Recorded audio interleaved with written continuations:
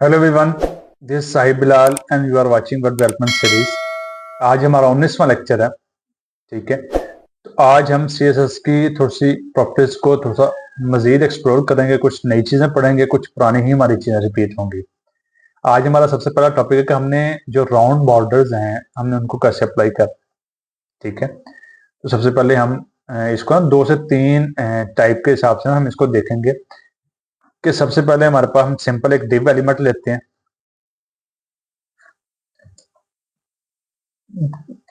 ID div-1, ठीक है,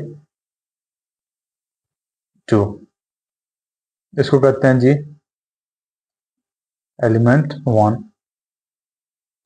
अगर आपको याद हो तो मैंने शुरू में कहा था कि हमने चीजें मतलब लेक्चर्स में मैंने कहा हुआ है कि हम चीजें नई भी सीखेंगे, लेकिन उन चीजों की बार बार प्रैक्टिस हमारी होती रहेगी, तो जिससे ये होगा कि हमारी चीजें वैसे ही याद होना शुरू हो जाएंगी। Border radius, margin top, margin bottom, margin left, margin right, फिर उसके बाद padding top bottom left right, फिर उसके बाद background images, background colours, text alignment, display flags वगैरह, ये सारी चीजें हम अप्लाई करते रहेंगे तो हमारी ये चीजें कवर होती जाएंगी। ठीक है, तो अब इसके पहले हम वो देखते हैं एलिमेंट 1 एंड एलिमेंट 2 सिंपल। ठीक है, अब सबसे पहले मैं ना डिव के एलिमेंट को कॉल करता हूँ। ठीक है, यहाँ पे मैं इसको कहता हूँ जी विड्थ है हमारे पास 200 px एंड देन हाइट है हमारे पास 200 px। ये आ गया। अब ये है कि हमने इसको प्रॉपर कलर्स देने हैं। ठीक है, ताकि हमारी ये भी चीज है ना, ये सिंपल सा टेक्स्ट फॉर्मेट है। अब इसको हम कुछ कलर्स ऐड करेंगे, इसका font colour, background colour, border add करेंगे, चीज थोड़ी सी बेहतर नजर आनी शुरू हो जाएगी। ठीक है, ये B1 है एंड देन आगे हमारे पास है 2। यहाँ पे हम कहते हैं जी इसका हमारे पास बैकग्राउंड कलर जी ग्रीन। ठीक है, या आप क्या उसका नाम है यूज करने के बजाय कलर के नाम यूज करने के लिए आप कलर के कोड्स भी यूज कर सकते हैं। तो उसके लिए मैंने आपको HTML कलर पिकर की एक वेबसाइट बताई हुई है, तो वहां से मैंने एक कलर पिक किया हुआ है, मेरे पास एक कलर है तो मैं इसको सिंपल यूज करता हूँ। तो ये हमारे पास आ गया। ठीक है, तो इसके लिए मैं ये करता हूँ कि जी मैं अब इसको थोड़ी सी पैडिंग देता हूँ ताकि बॉर्डर से थोड़ा सा कंटेंट सेपरेट होगा तो पता होगा कि ये दो अलग अलग कंटेंट है, कुछ चीज लिखी हुई है, थोड़ी सी बेहतर हो जाएगी। अब मैं इन इन पेरेंट को ही देता हूँ पैडिंग, कहता हूँ ये 20 px। अब उसकी हाइट भी इंक्रीज होगी, विड्थ भी इंक्रीज होगी, क्योंकि हमने उसको विड्थ अब स्पेसिफिक, हाइट विड्थ स्पेसिफिक नहीं दी हुई है। ठीक है, अब हाइट विड्थ स्पेसिफिक एक चीज हमने स्पेसिफिक दी है, लेकिन उसके साथ अगर हमने ओवरफ्लो ऐड किया होता तो इसकी जितनी भी स्पेस होती है उसके हिसाब से वो कि हमने इसको हाइट एंड विड्थ इंक्रीज की हुई है। लेकिन इसके साथ जब हम पैडिंग या मार्जिन ऐड करेंगे तो उसकी विड्थ एंड हाइट पे फर्क पड़ेगा, इसके से कंटेंट खराब होगा। तो उसके लिए ये होता है कि फिर हम ना ओवरफ्लो यूज करते हैं, या हम कहते हैं कि हम इंपॉर्टेंट के साथ करते हैं कि जिसकी पैडिंग या बॉटम बॉर्डर के साथ मार्जिन के साथ इसके ना जो एक्चुअल इस एलिमेंट की पोजिशनिंग है उस पर फर्क ना आए। ठीक है, तो मैं इसको विड्थ कम कर लेता हूँ 180 और इसको भी 180 कर देता हूँ, सॉरी 160। टॉप के 20 एंड बॉटम के 20, लेफ्ट के 20 एंड राइट के 20, 160 करता हूँ उनका। तो अब इसकी 2 px कंप्लीट विड्थ हो गई। इसको हम इंस्पेक्ट में चेक भी कर सकते हैं ऐसे 200 बाई 200। ठीक है, अब ये है कि मैं सिंपल उसको कहता हूँ जी हमारे पास जो बॉर्डर रेडियस है वो है जी 10 px। इसको 10 कर लें, इसको 20 कर लें, ये हमारे पास आ गया।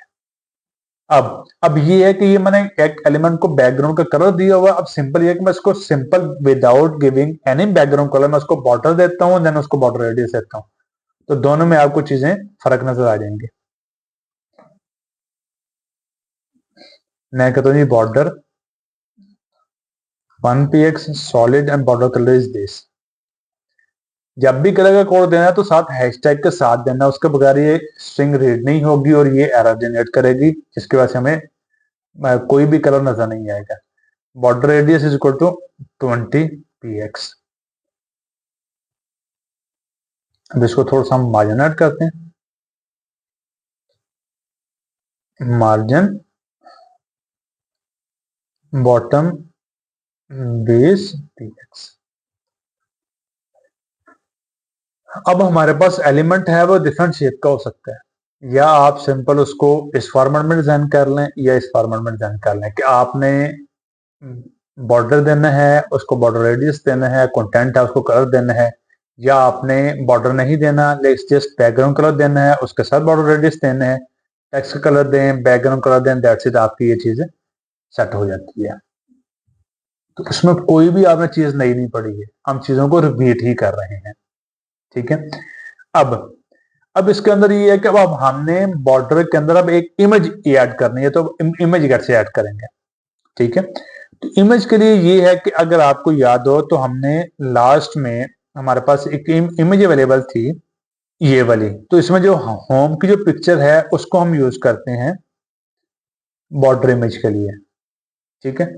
तो मैं सिंपल यहाँ पे कहता हूँ जी, सो भाई ये जो हमारे पास ओबीएस की स्क्रीन आते हैं ना, ये भी आपने रिमूव करनी। मैंने इसको सिंपल बॉर्डर दिया हुआ, मैं कहता हूँ जी बॉर्डर हमारे पास है बॉर्डर डैश इमेज। इमेज के अंदर ऐसे ही है कि जैसे हमने आपने बैकग्राउंड जिस समय दे देते हैं, वैसे ही आपने यूआरएल के साथ इसके पैरामीटर ऐड करना है। तो उसके लिए सिंपल हमने सबसे पहले स्टाइल के फोल्डर से जंप आउट करना है, देन इमेजेस के फोल्डर में, देन हमारे पास फाइल का नाम आ जाएगा। अब चेक करते हैं जी हमारे पास इसका रिजल्ट क्या आता है। बॉर्डर हमारे पास इमेज शो ही नहीं कर रही। पहले देख लें उसको लगी तो हुई है इमेज के नहीं लगी हुई है, ये इमेज उसको मिल रही है। ठीक है। अब ना हमने उसकी पोजीशन बताई है, ठीक है, ना हमने इसको आगे बताया कि वो किस फॉर्मेट में शो होगी, तो वही हमारे पास उसका डिटेल मिसिंग है। तो मैं यहाँ पे कहता हूँ जी इसकी 30px, और मैं उसको कहता हूँ जी राउंड में। अब चेक करते हैं, उसने ग्रीन कलर शो करवा दी। लेकिन अब हमारे पास जो बॉर्डर है, बॉर्डर की हम थोड़ी सी विड्थ इसकी इंक्रीज करें, 10px है, और इसके साथ हमने इसका जो बैकग्राउंड कलर वो हमने रिमूव करना है, वो हमने करना है ये ट्रांसपेरेंट, कि जो इसके पेरेंट एलिमेंट का है वही होगा। अब एक नई चीज प्रॉपर्टी की वैल्यू आ गई है कि ट्रांसपेरेंट का मतलब ये है कि आप चाह रहे हैं कि जो टेक्स्ट का कलर है, ये बैकग्राउंड का कलर है, वो किसी वजह से चेंज हो रहा है। ठीक है। तो आपने उसका जो है वो इफेक्ट आपने ऐड करना कि जो जो उसके प्रीवियस एलिमेंट का है, वो डिव है, वो सेक्शन है, वो कोई भी एलिमेंट है, उसका जो कलर होगा, उसकी जो प्रॉपर्टी होगी वो इसको ऐड होगी। तो ट्रांसपेरेंट हम इसको, सॉरी, ट्रांसपेरेंट होता है कि आप बगैर एक कोई भी कलर नहीं होता है जिससे आप बैकग्राउंड जो बैकग्राउंड वाला कलर वो देख सकते हैं। हाँ, जो अगर पेरेंट की आपने अप्लाई करनी है, उसका जो प्रीवियस एलिमेंट है, उसका जो पेरेंट एलिमेंट है, उसके लिए आपने इनहेरिट यूज करना है। मैं चीजों को मिक्स कर दिया था, सॉरी। ठीक है। अब ये हमारे पास अगर देखें बॉर्डर 10px है हमारे पास, हमने सॉलिड दिया हुआ है, पैडिंग है हमारे, बॉर्डर रेडियस है। ठीक है। एंड देन बॉर्डर इमेज है, सॉरी मैंने 30px दिया था, जस्ट इसकी वैल्यू 30 है। अब ये देखें कि हमारे पास जो बॉर्डर शो हो रहे हैं वो top, left, right and bottom दोनों चारों साइडों पे आना चाहिए, लेकिन ये एक ही चीज पे पिक्चर आ रही है। तो उसके लिए ये एक सिंपल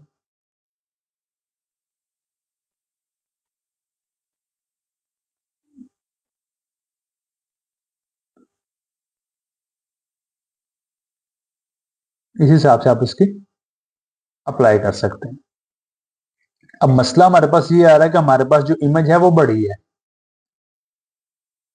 अब वो देखे ना, अब इसकी मैक्सिमम इतनी ही आनी है। इसकी जो इमेज हमारे पास आ रही है, वो इमेज आ रही है बड़ी आ रही है, हमने इमेज बड़ी सिलेक्ट की हुई है। अगर हम सिंपल एक आइकन शो करें तो आइकन हम पूरे का पूरा रोल करवा सकते हैं। और वैसे आपस की बात है, अभी भी इसका जो बॉर्डर है एक अच्छा लग रहा है। ठीक है। इसमें सिंपल ये है कि इसकी जो वैल्यू हमने ऑलमोस्ट दी है 17px दी है। ठीक है। अब इसका हम बॉर्डर रेडियस दिया हुआ है, वो ये कि कॉर्नर, इस वजह से इसकी जो इमेज खराब हो रही है, इसकी वजह से हमारे पास कंटेंट खराब हो रहा है। अब ये कि बॉर्डर के अंदर आप इमेज भी ऐड आप इजिली कर सकते हैं। अब ये है कि अगर आपने इमेज को राउंड नहीं करना है, तो मैं यहाँ पे इसको आपको एक न्यू प्रॉपर्टी ऐड करके दिखाता हूँ कि हम उसको अगर वैसे कर लें, स्ट्रेच कर लें।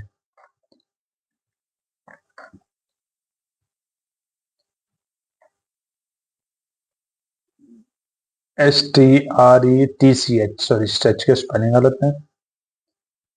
स्ट्रेच कर लेंगे तो वो ना वो इमेज को खींच के बड़ा कर देगा, ठीक है। अब उसके बाद अगर हम इसको अप्लाई करके देखते हैं कवर का, तो ये प्रॉपर्टी हमारी नहीं है, कंटेन भी नहीं इसके अंदर चलती है, अथवा हर प्रॉपर्टी हर जगह नहीं चलती है, तो हमने वही मखसूस प्रॉपर्टी यूज करनी है, तो इसको हम राउंड ही यूज करते हैं। ठीक, सिंपल। हमने बॉर्डर रेडियस को देख ली है, रिपीट कर लिया, बॉर्डर के अंदर इमेज लगा ली है, ठीक है।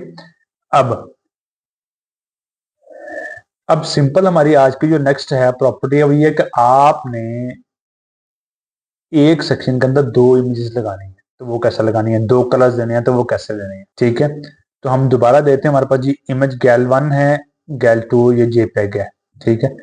तो इसके लिए मैं एक नया सेक्शन अगेन क्रिएट करता हूँ, नहीं div1 को ही देते हैं बैकग्राउंड कलर के लिए। बैकग्राउंड कलर मैं रिमूव कर रहा हूँ यहाँ से, ठीक है। अब इसको मैं सिंपल देता हूँ जी बैकग्राउंड। अब सिंपल अगर हमने एक इमेज देनी है तो हम सिंपल ये करते हैं बैकग्राउंड इमेज URL, उसका आगे path images, sorry images, then आगे वो आ गया हमारे पास। अब इसका हम देखें कि ये इमेज आई क्यों नहीं है।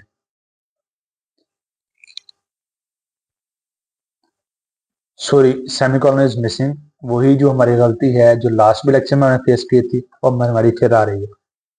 अब यहां पे सिंपल ये है कि मैं इसको अगेन डुप्लीकेट कर रहा हूं, कॉमा, वो कहता हूँ ये ट्रू।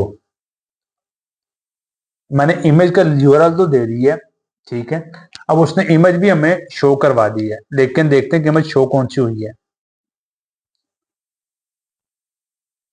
उसने वो सी इमेज शो नहीं करवाई, उसने उसी को ही रिपीट कर दिया थी। सबसे पहले हम बैकग्राउंड रिपीट खत्म करते हैं। अब उसने दूसरी इमेज शो करवा दी है, ठीक है।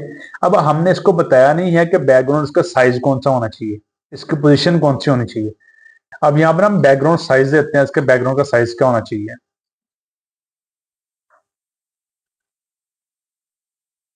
बैकग्राउंड साइज है जी हमारा, मैं कहता हूँ जी 50% है और 50% है,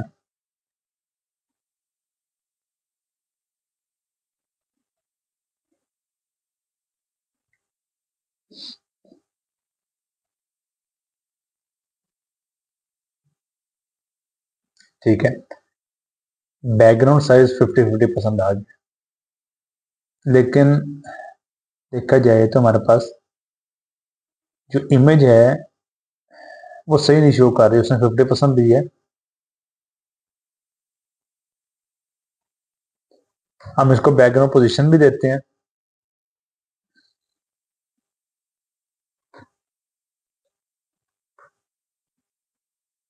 बैकग्राउंड पोजीशन है जी हमारे पास, मैं कहता हूँ जी बैकग्राउंड पोजीशन हमारे पास आ रही है टॉप लेफ्ट है एंड बॉटम राइट, ठीक है। लेकिन ये हमारे पास इसको ये प्रॉपर्टी सही अप्लाई नहीं हो रही। अब अगर आप देखेंगे, मतलब ये कि दोनों प्रॉपर्टी इकट्ठी नहीं चल रही। बैकग्राउंड साइज है, इसको मैंने रिमूव किया तो हमारे पास की बैकग्राउंड रिपीट नो रिपीट, ठीक है।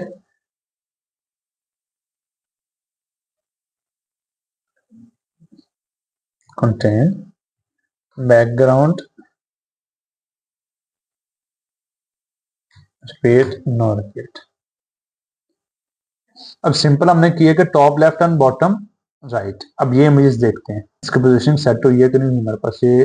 अब ये देखेंगे कि बॉटम जो टॉप है वो जो हमारी जो बॉटम वाली इमेज है उसका निचला हिस्सा शो हो रहा है, क्योंकि हमारी जो इमेज है उसके ऊपर ना ये जो पानी स्टार्ट हो रहा है उसके ऊपर से कुछ चीजें हैं, जो कोई ग्रास है कोई पत्ते वगैरह हैं वो नजर नहीं आ रहे, तो हमारी पोजीशनिंग भी उसकी प्रॉपर सेट हो गई है। तो हम इसी तरह हमारी दो इमेजेस लग सकते हैं इसकी, ठीक हो गया ये। अब नेक्स्ट हमारा आज का टॉपिक है, नेक्स्ट का जो आज का हमने लेक्चर रिपीट करना था उसको यही है कि आपने उसको कलर कैसे अप्लाई करना है। तो कलर को आपने अप्लाई किया हुआ है, उसको हम एक दफा अगेन रिपीट कर रहे हैं कि सबसे पहले आपने कलर देना है, तो कलर के अंदर आपने सिंपल उसको बताना है कि जिसका कलर होना क्या चाहिए। कलर का नाम हमने दे दिया वाइट, उसने वाइट कर दिया। या इसका कलर का नाम होना चाहिए जी ब्लैक, ब्लैक,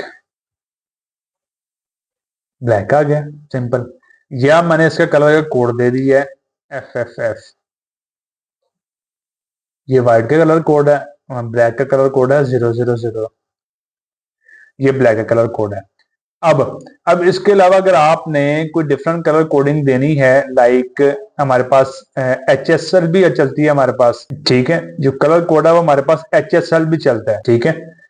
HSL ये हमारे पास, मैं आपको एक सैंपल दिखा रहा हूँ लगा के, कि ये हमारे पास एक कलर कोड है HSL का, ये भी हमारा अप्लाई हो सकता है। तो डिफरेंट कलर की हैं। फिर RGB के अंदर भी आपके कलर्स आते हैं। RGB के अंदर फिर ये है कि हमारे पास, ये हमारे पास एक एग्जांपल है RGB की, लाइक जब HSL में देना है तो 1 2 3 वैल्यूज हमारे पास, फिर आगे 2% में शो हो रही हैं, ठीक है। अब RGB में तो तीनों वैल्यूज हमने वैसे ही 250 250 255 0 एंड देन कॉमा, ये उसका उसने कलर ऐड कर दिया।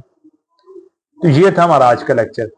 आज के लेक्चर के अंदर अगर हम देखेंगे तो हमने चीजें कौन कौन से रिपीट की हैं, राउंडेड कॉर्नर्स हमने रिपीट किए हैं, बॉर्डर ऐड करके, बॉर्डर के बगैर, फिर बॉर्डर में हमने इमेजेस ऐड की हैं, देन हमने अपने बैकग्राउंड्स को चेक किया, बैकग्राउंड पे मल्टीपल इमेजेस कैसे ऐड हो सकती हैं, आपको लगाना सिंपल आता है। उसके बाद आप कलर्स कैसे अप्लाई कर सकते हैं, simple colour, colour code, colour का नाम के साथ, कलर के कोड के साथ, फिर उसके बाद हैशटैग वाला कलर है, ठीक है। फिर उसके बाद HSL के अंदर या RGB के अंदर कैसे कलर अप्लाई कर सकते हैं। आपने कलर के वैल्यू में वो कोड अप्लाई कर दें या बैकग्राउंड कलर के अंदर आप अप्लाई कर दें, तो सिंपल आपकी चलनी वही है। So that's it for today, thank you so much, Allah Hafiz.